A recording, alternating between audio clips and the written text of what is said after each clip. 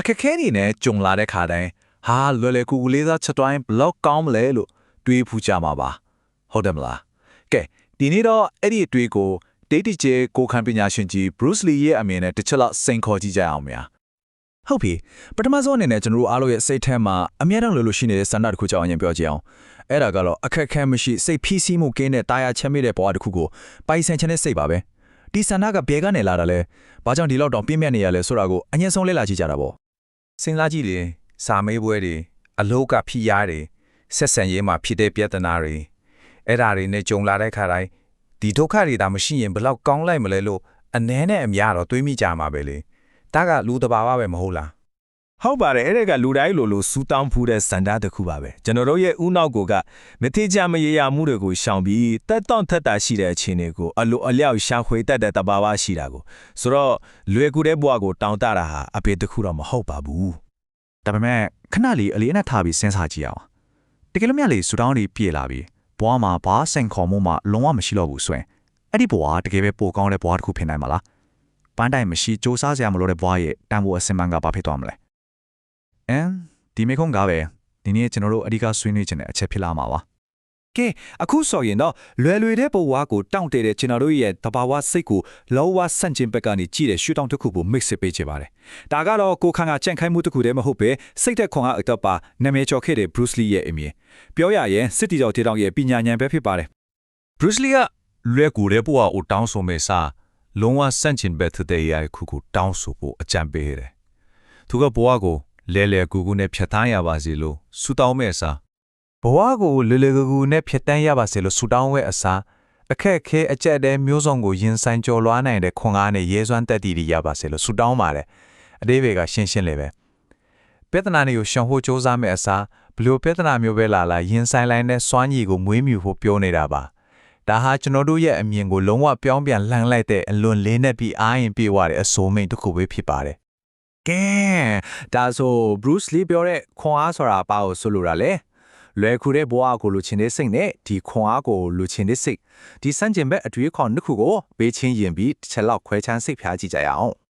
ဒီမှာကြည့်လိုက်အောင်ရွေးချယ်စရာလမ်းတစ်သွယ်ကိုရှင်းရှင်းလင်းလင်းချပြထားတယ်ဘယ်ဘက်ကလွယ်ကူတဲ့ဘဝလမ်းကြောင်းတော့ဟုတ်တယ်ဒီလမ်းကိုရွေးလိုက်ရင်တော့တက်တောင်တက်တာတော့ရှိမှာပဲဒါပေမဲ့ရေရှည်မှာဘာဖြစ်လာမလဲတိုးတက်မှုတွေရက်သွားမယ်ကြန့်ခိုင်အောင်မရှိပဲပျော့တိပျော့ညံဖြစ်လာနိုင်တယ်โอเคညာဘက်ကိုကြည့်အောင်ခက်ခဲတဲ့ဘဝလမ်းကြောင်းကြည်တာနဲ့ကိုသိတာတယ်ပင်ပန်းမှာပဲစင်ခေါ်မှုတွေလည်းအများကြီးပဲဒါပေမဲ့အဲ့ဒီကနေရလာမှာကပါတယ်ကြီးထွားဖွံ့ဖြိုးမှုပြန်ပြီးတော့ထူထောင်နိုင်စွမ်းပြီးတော့ပိတ်ဆန်တယ်ဝယ်လို့မရတဲ့အသိပညာဉာဏ်ပညာတွေပဲရှိပါတယ်ဒီနေရာမှာအဓိကကြတဲ့စကားလုံးတစ်ခုကတော့ resilience ပါပဲမြန်မာလိုဆိုရင်တော့ပြန်လဲထူထောင်နိုင်စွမ်းလို့ပြောလို့ရမယ်ထင်တယ်လုံးတွားရအမြန်ဆုံးပြန်ထားနိုင်တဲ့စွမ်းရည်မျိုးပေါ့ဥမာပေးရရင်ဝါပင်တပင်ဟာလေးပြင်းတိုက်တဲ့ခါရိမ့်ရွယ်တော့ပဲမဲ့လေးငင်တွားရင်မူလအတိုင်းပြန်မလာသလိုပဲပေါ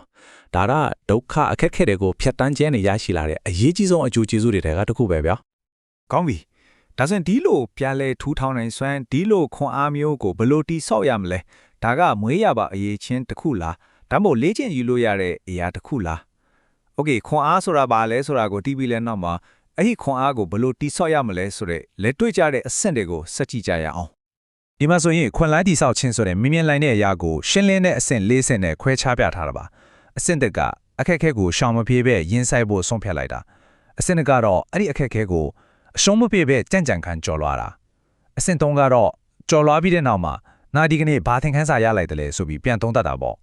နောက်ဆုံးအဆင့်လေးကတော့အဲ့ဒီသင်ခန်းစာနဲ့တစ်ဆင့်ပို့ပြီးတန်မှာပို့ပြီးပညာရှိတဲ့လူတရားအဖြစ်ပြောင်းလဲသွားတာပါပဲဆိုတော့အရေးကြီးဆုံးအချက်ကဘာလဲဆိုတော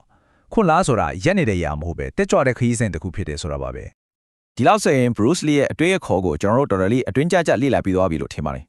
အခုဆိုရင်တော့ဒီအသိမြင်တွေကိုကျွန်တော်ရဲ့နေ့စဉ်ဘဝမှာလက်တွေ့အသုံးချနိုင်မယ့်သင်ခန်းစာတစ်ခုဖြစ်ဘလို့ပြောင်းလဲမလဲဆိုတာကြည့်လိုက်ကြအောင်ကျွန်တော်ရဲ့အမြင်ကိုပြောင်းလဲပြရမယ်အဓိကချက်တော့ဒါပါပဲအခက်အခဲတွေဆိုတာကျွန်တော်တို့ကိုတားဆီးဖို့ရောက်လာတဲ့အတားအဆီးတွေမဟုတ်ပါဘူး